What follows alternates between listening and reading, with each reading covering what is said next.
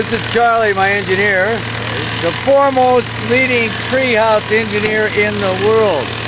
I paid for his education.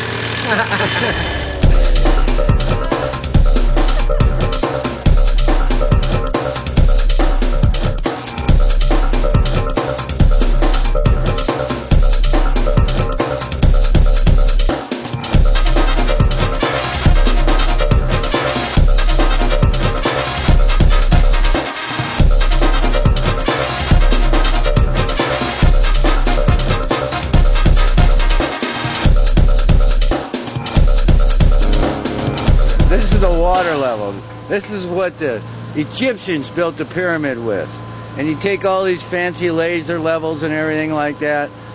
I didn't get my first level treehouse until I went to a water level.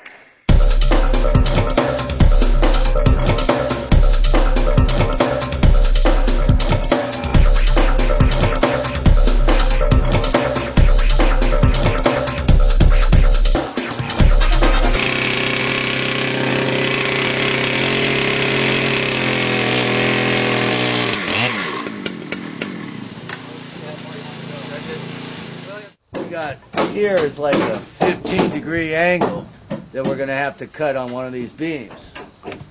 And you can't do that on a chop saw, so we'll show you that here in a little bit. And now we're starting to lay the plywood, and I get to hang out on my first floor this weekend. Hopefully. If I can keep these guys working, that is. It's a nice warm day, the full moon's coming up. I want to spend the night out in my living room.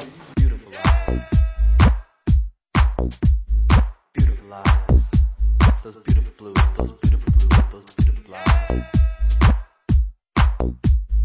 Beautiful eyes. Beautiful eyes. Beautiful blue. Beautiful eyes. Girl has such beautiful blue eyes. Beautiful eyes. Okay, well, all right, we got all the heavy stuff is in.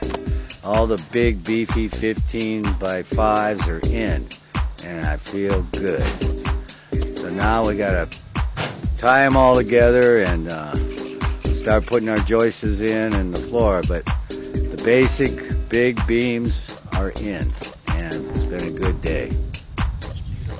The main mast here is got to withstand so much wind. Right. And not really having a foundation that's connected to the first or the second story, it's mainly secured by that center upright. And so if we put vertical force on it to see what the wind would do, and say 100-mile-an-hour wind or 70-mile-an-hour wind, we're trying to simulate that pressure that would be put on the building, the force.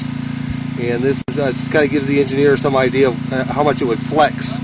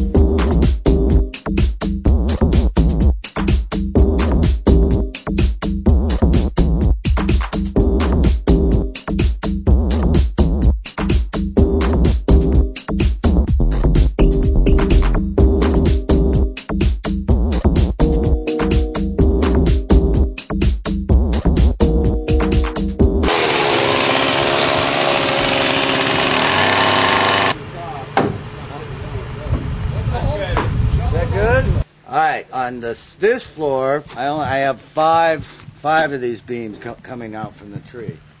Downstairs I had 7, but I couldn't have the 7th one coming into the tree because I wouldn't have enough room to get up with my spiral staircase.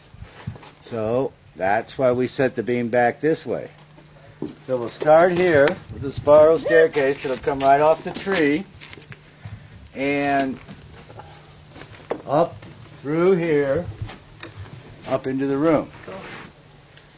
And oh, by the way, this is Peggy. This is who I'm building this for. Oh, I see, sweet. Hidden bracket, so you don't see any metal on the outside or any bolts or anything. Is what it's held in there with. Is they hold it in with a pin system. And you can see these back on the glue lamb here. And you hammer the pins in place once you've located the position of the bracket and you've made the correct cut so it'll house the bracket inside the glue lamb or the solid member here that we're installing.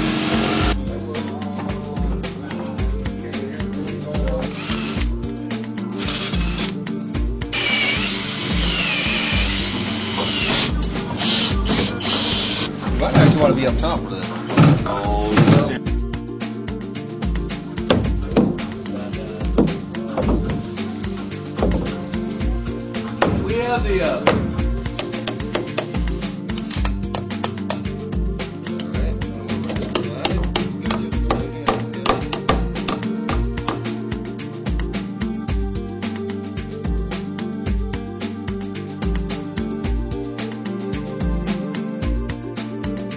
And then kind of haul it up there. Almost be better to build it down here, you know. There's not going to be any room up there. So lay out, snap out the platform on the ground. Like right here. Right here. Build it all, make sure everything fits. Yeah, that's how I figured we'd do the floor for this. Yeah, Anyway. and the walls also. And the walls. Yeah. Well, how we could build it. I think. Well, we're not going to be able to build them up there. There's not going to be any room. The walls are going to have to be built down here. Either way, if we get the floor up there, we can lay the plates out. Basically, what I got to do here, I got to take my chainsaw.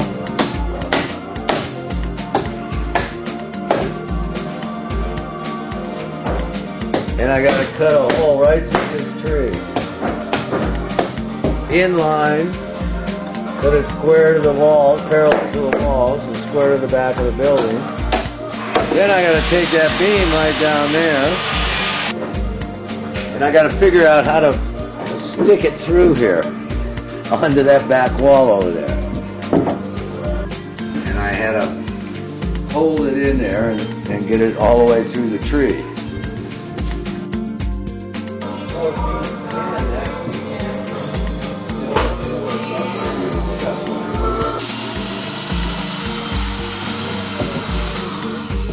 Thing doesn't run, if that's a 22 and a half, that angle and that angle are each 11 and a quarter. Like one side might be 14, the other side 9, so that means that the length of all these rafters are different because we wanted the band, the outside of the fascia to be at the same level all the way around. And in order to get that, some of these rafters had to travel a further distance, to get that level. So if you look outside, all the overhangs are different lengths. So it was really, the challenge was just not going crazy trying to while putting it all together. But it came out real nice. I mean, the whole thing's real flat. As long as somebody maintains the roof on it, it'll last 100 years. That's what I'm building it for.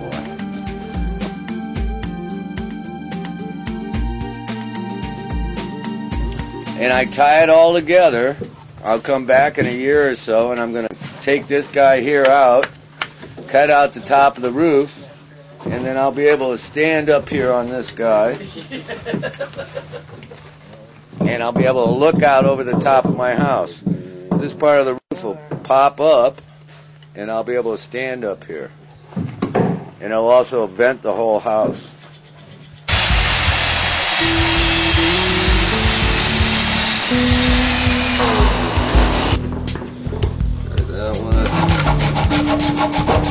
Grab that thing. Ian! That's what I got. Actually.